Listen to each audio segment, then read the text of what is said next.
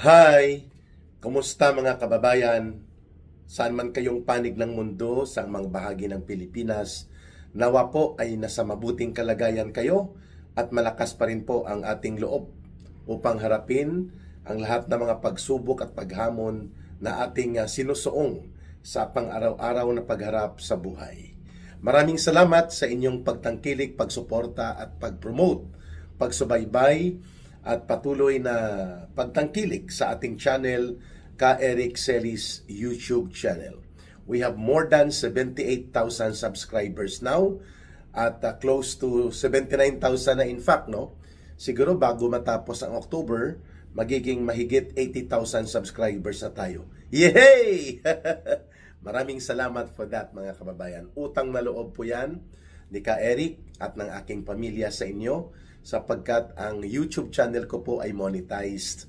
So mayroon pong natatanggap na compensation mula sa YouTube sa kay Google. Okay? At ang ating naman pong Facebook Live ay or ang ating Ka Eric Jeff Celis Facebook account, personal ko pong account yan, mayroon na pong 117,000 followers. At maganda rin po ang following kapag nagla-live stream tayo. So, itong araw na ito ay magbibigay tayo muli ng video analysis mga kababayan.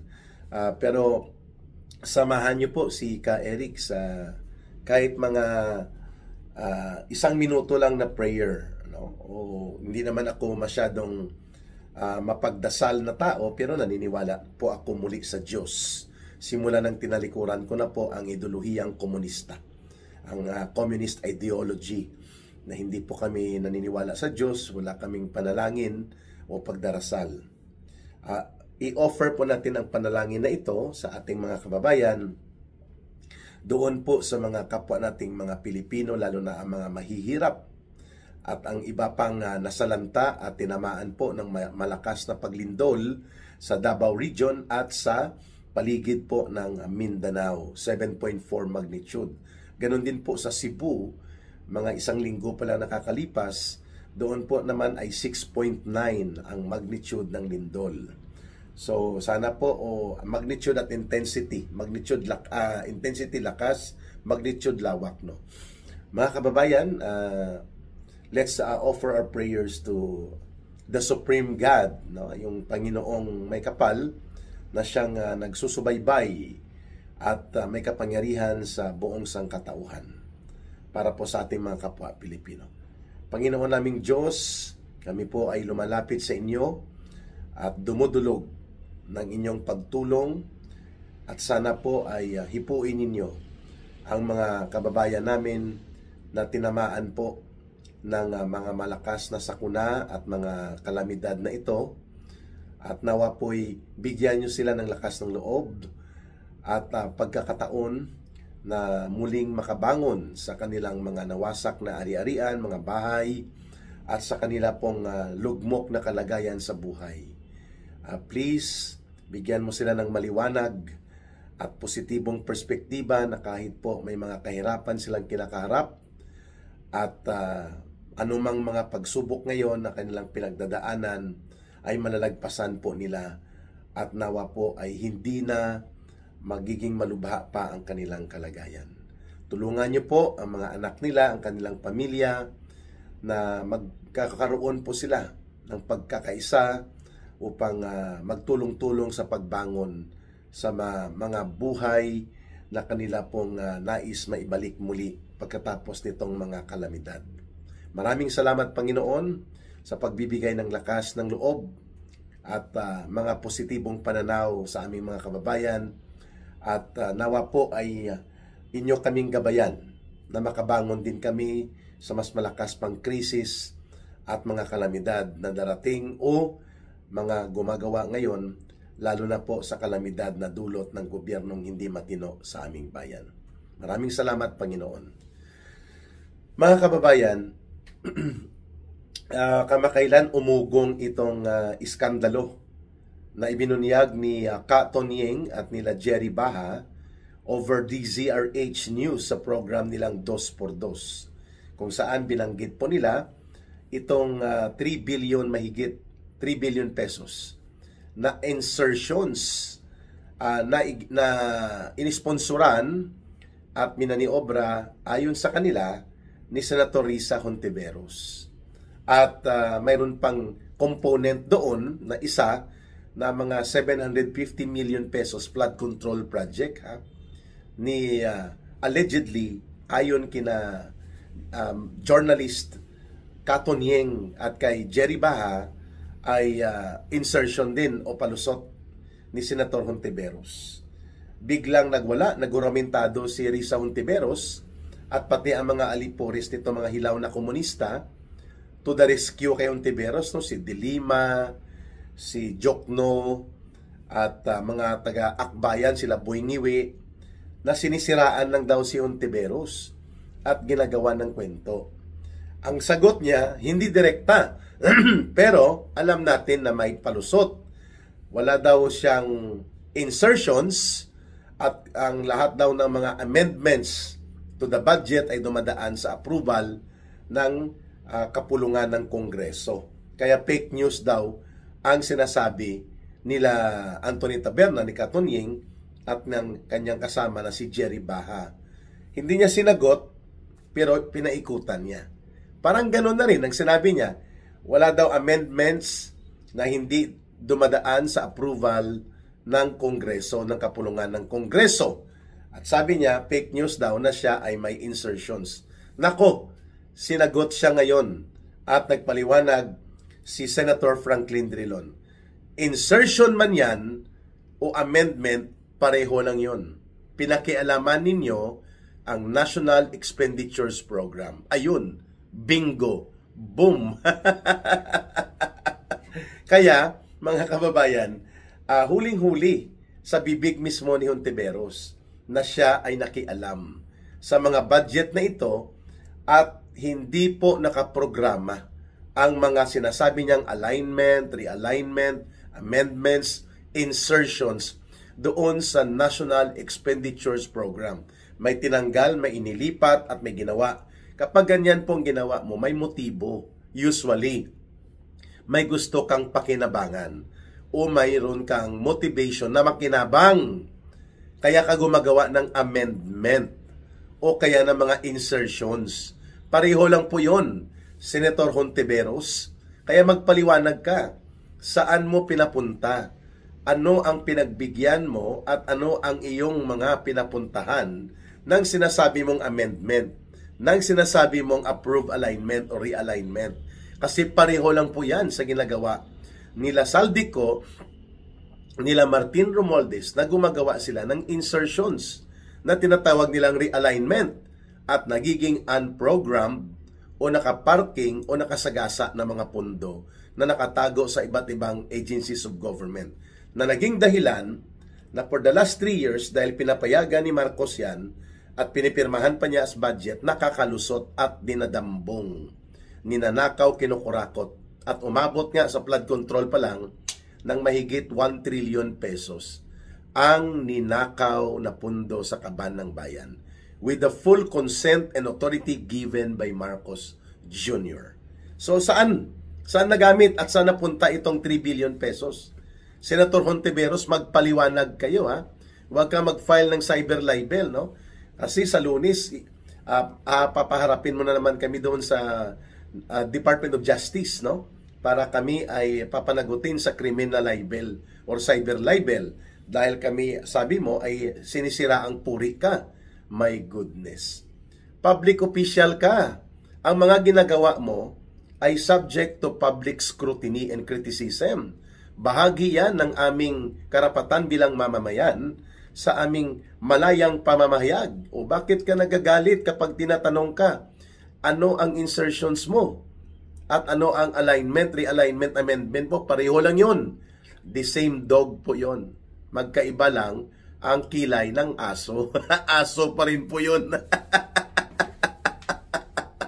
Yan ang binabanggit ni Senator, former Senate President and veteran lawmaker, veteran Senator Franklin Drilon. Kay amendment, kay realignment, kay insertion, pareho yan.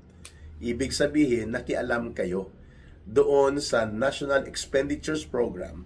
May tinanggal, may inilipat, may pinaliko, may pinasuhot. O ano ka ngayon? Bistado ka. You try to go into the technicality, gumamit ka pa ng mga aliado mo para ipagtanggol ka, na sinisiraan ka dahil frontliner senator ka who is a contender to the presidential elections. Matagal pa yon. At sigurado ako hindi ka mananalo dyan. Ano man ang gagawin mo. And by the way, hindi po ito first time na na-involve si Senator Hontiveros, no, sa mga anomalya.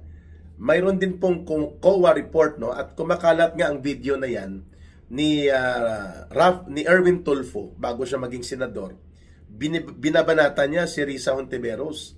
Saan daw napunta at bakit hindi binalik ang mahigit 1 billion pesos sa PhilHealth nang si Hontiveros ay na-appoint sa PhilHealth ni Noynoy Aquino. There was a Commission on Audit declaration of this allowance at pinapabalik sa kanila ang allowances, bonuses na binigay nila sa kanilang sarili at sa ilang mga opisyal ng PhilHealth na umabot sa more than 1 billion pesos. At ang sabi ng Commission on Audit, ibalik. Ibinalik mo ba ito, Senator Hontiveros, bago ka mawala sa PhilHealth? At bago po niyan siya maging senador, ay marami ang nagsasabi na ang mga pundong yon ginamit din para magkaroon siya ng mga TV advertisements and ad placement in preparation sa kanyang political propaganda para sa kampanya niya sa pagkasenador. Naipaliwanag mo ba ito? Hindi. Tamimi ka, nagagalit-galitan ka, you're trying to play immaculate. Pag sinabing immaculate, walang kasalanan, ano? You're trying to portray yourself as self-righteous. Kagaya ni Antonio Carpio, itong kulukoy na dating Supreme Court Justice na binabastos at patuloy niyang binabanatan si former President Rodrigo Duterte. Hindi naman hiningi ni Pangulong Duterte yung award na ibinigay ng Integrated Bar of the Philippines sa Davao at nakakulong na yung ating presidente na minahal ng milyong-milyong mga Pilipino at hanggang ngayon minamahal pa, binabastos nito ni Carpio, no? At sabi niya, babawiin yung award na yon sapagkat insulto daw yon sa kanilang mga abogado. Ha? Okay ka lang? Pariyotos lang ni Hontiveros, nila Trillanes, they feel that they are self-righteous. At sila lang ang tama, sila lang ang may monopolyo ng pagiging tama, at sila lang ang may monopolyo sa pagmamahal sa bayan, at sila lang ang may monopolyo sa pagiging matuwid na lingkod bayan. Ha? Yan ang sagot ng mga taong bayan. Ha? Kung si Kiko Barsaga pa, meow, meow, meow. I find it amazing, no? Kapag si Kiko Barsaga ang bumira, terribly ang impact agad, no? This man seems to be eccentric and weird to others, but I find him matalino, witty, and sharp. Sabi niya kay Marcos, nang lumabas po yung isa sa mga podcast ni Marcos na naging controversial, sabi ni Marcos doon, kinakausap ko po ang kaluluwa ng aking tatay para humingi ng advice sa kanya at konsultahin sa maraming bagay sa pagpapatakbo ng gobyerno natin. May post si Kiko Barsaga, itong congressman, batang congressman mula sa Dasmariñas, Cavite. Sabi niya, hello, ang problema sa iyo, nakikinig ka sa mga espiritu at kaluluwa, pero hindi ka nakikinig sa taong bayan. Bigwas! Okay talaga to si Congressman Barsaga. Kaya, established po na mayroong insertions, si Risa Hontiveros, tawagin man niyang amendment na pumasa sa Kongreso, whatever, explain it to the people. Bakit ka nagkaroon ng insertions? Saan mo dinala? Anong pinagkagamitan mo nito? Make it public. Kasi it's a public issue, it's a matter of public interest, and the people need to know. And you have the obligation to inform the people. Senador ka eh. So ngayon, mainit na ang mga insertions na ito ay pinagmulan ng kurakutan at mga pandarambong. So kung hindi ka involved, malinis ka, sabi mo, then explain bakit umabot sa kung saan-saan ang mga insertions mo. Yun ang problema. Kung mahilig ka magpalusot, mahilig ka magkunwari, at mahilig ka magkubli sa mga pagmamagaling-magalingan, sa pagiging as if ikaw lang ang tapat at tama palagi pagdating sa pagiging serbisyo sa gobyerno, sa PhilHealth pa lang hindi ka nga makapagpaliwanag. What did you do doon sa utos ng Commission on Audit na ibalik ninyo ang 1 billion pesos mahigit na mga disallowed, illegal na mga allowances at bonuses ninyo? At ito ba ay nagamit nung PhilHealth ka ng mga pondo sa PhilHealth at public fund na para sa kalusugan at mga suportang pangkalusugan ng taong bayan sa iyong kampanya by using and placing ads related kunwari sa PhilHealth pero projecting yourself para gamitin sa maagang pangangampanya nung ikaw ay unang tumakbo bilang senador? Sagutin mo ito. These are legitimate public interest issue. Huwag kang maghuramentado papuntang Department of Justice at mag-file ng cyber libel na naman. Because you are a public official. Ikaw ay mayroong pananagutan sa taong bayan at kami ay mayroong tungkulin na pumuna bilang mamamayan. At ikaw naman ay may obligasyong magpaliwanag at sumagot kapag may mga issue. So anong problema mo? Bakit ka pumupunta doon sa DOJ, magpakampi ka, gamitin mong poder mo at iharas mo kami na mga mamamayan? Ayan. Mag-isip-isip ka ha. Hontiveros, senador ka ng Republika ng Pilipinas, kaya ikaw ay pagmamay-ari ng mamamayang Pilipino. At therefore, may karapatan kami, ang bawat mamamayan, na pumuna sa kahit sino man sa inyo kung kinakailangang batikusin ng may batayan.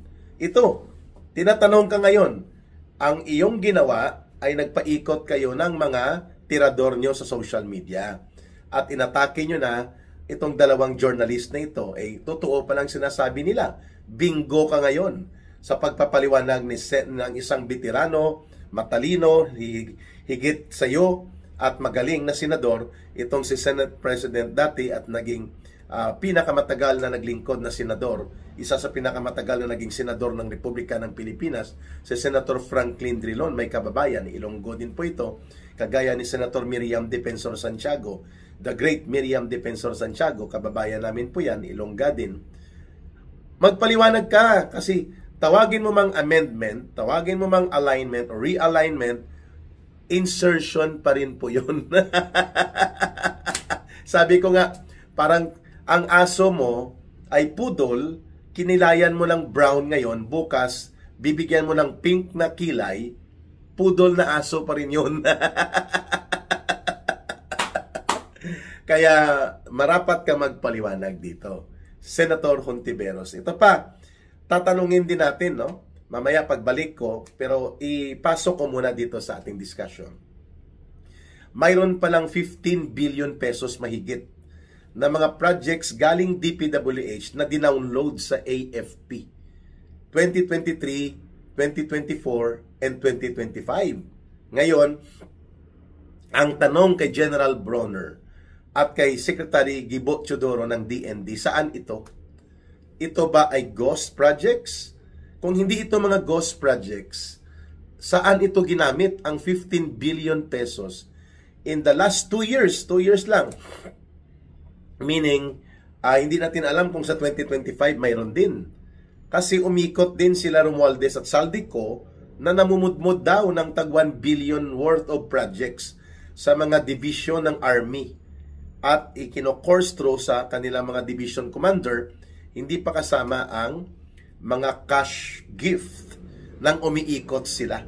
At may mga sinasabi siya na pwedeng maging RTS ang kalahati sa 1 billion. Ano po ang RTS? Return to sender. Ibig sabihin po, ipatupad mo ang 5 billion, ang 5 billion kayo nang bahala. Yan po ang ibig sabihin ng kalakarang RTS sa Armed Forces of the Philippines. Return to sender. Nangyari ba ito, General Bronner? Ito ba ang 15 billion o hiwalay pa ito? Sa binabanggit ng Net25, Secretary Gibo Teodoro, na ikaw ang mayroong supervising authority directly sa Armed Forces of the Philippines. Kagaya din po ng DILG Secretary na si John B. Crimolia, siya din po ang may direct supervising authority sa Philippine National Police. Ngayon, tinatanong ng taga Net25 TV dahil they have received documents released to them na mayroong worth more than 15 billion pesos na mga proyektong dinownload daw o amount, supposedly pesos, 15 billion pesos para sa projects na TICAS or TICAS. TICAS is snappy or TICAS pahinga, no? Naka-alert, no? Parang matikas ka. Yan, TICAS. Yun po ang code ng project. Ano itong TICAS project, General Bronner? At ano ito, Secretary Gibo Teodoro? Is this a project for what? Infrastructure? Ano ito, mga buildings? Ano ito, barracks? Hindi ito ang modernization program na kinaltas nila Tambaluslos at nila Saldico na pinayagan ni Marcos na 18 billion pesos for AFP modernization budget na hindi natuloy. Ngayon ang tanong sa iyo, General Bronner, you are also a servant of the people bagamat military kayo ni Gibo Teodoro, yung supervisor ninyo, ang DND secretary. Hindi naman ito intelligence fund This is not a matter of security interest na hindi nyo ibubulgar. Ano itong TICAS program? TIKAS, TICAS. Parang TICAS pahinga. Yan, TICAS pahinga. Parang parade rest. Yan, anong TICAS? Bakit may 15 billion pesos worth of projects ito na dinownload ng DPWH at according to the records, ay downloaded na ang amount na 15 billion pesos. 2023, 2024 at may bahagi ng 2025. So ito ba ay sinasabi kasi doon, ang insinuations, ito ay ghost projects. So pag sinabing ghost project, wala naman project pero may pera. Ngayon, kung yan ay hindi ghost project, saan ito? Ngayon, kung yan ay ghost project, bakit? Magpaliwanag kayo. Because these are not matters that you can cover up with the claim na ito ay confidential, na ito ay intelligence-based, at ito may security cover. Dahil hindi ito security project, no? Infra projects ito. Kung nanggaling ito sa DPWH. Ayun. So, babalikan natin ito kasi may lakad si Ka Eric, no? May schedule tayo. At ang ating sinasabi, kailangan pong ipaliwanag ito. Bakit? Sapagkat ito po ay pera at pondo ng mamamayan. Kagaya din po ng challenge natin kay Senator Hontiveros. Magpaliwanag ka.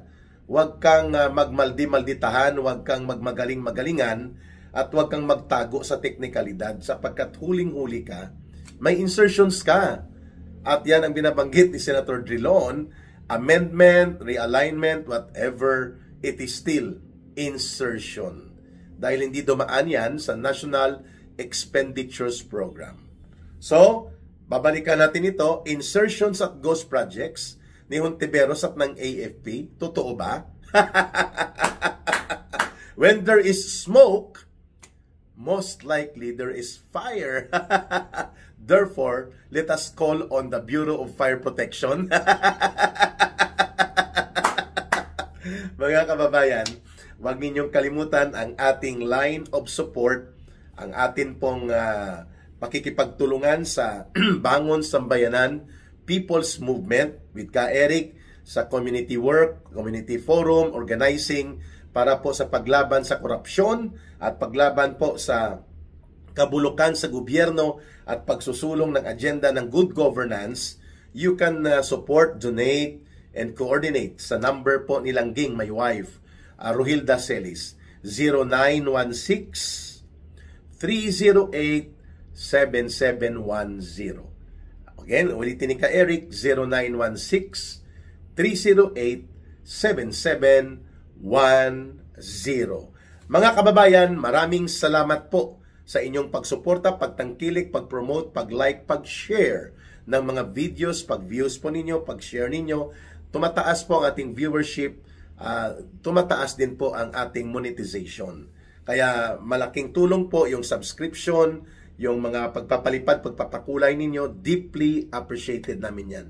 Sapagkat ito na lamang po ang ating source ng ating pagiging aktibo pa rin, may kabuhayan sa pamilya, may konting pangtusto sa pangsuporta sa operations natin. Maraming salamat muli at ang ating habilin, mahalin natin ang bansang Pilipinas, walang ibang magmamahal nito, kundi tayo ring mga Pilipino. Para sa Diyos at sa Pilipinas nating mahal, ito po muli si Ka Eric. May God bless everyone and may Allah will be with those who are Muslim brothers and sisters. Mabuhay ang sambayan ng Pilipino. Ka Eric will be back for another video analysis and para sa ating live with Ka Eric alas 9:15 ng gabi, Philippine Standard Time, Monday to Sunday. Maraming salamat. Bye for now.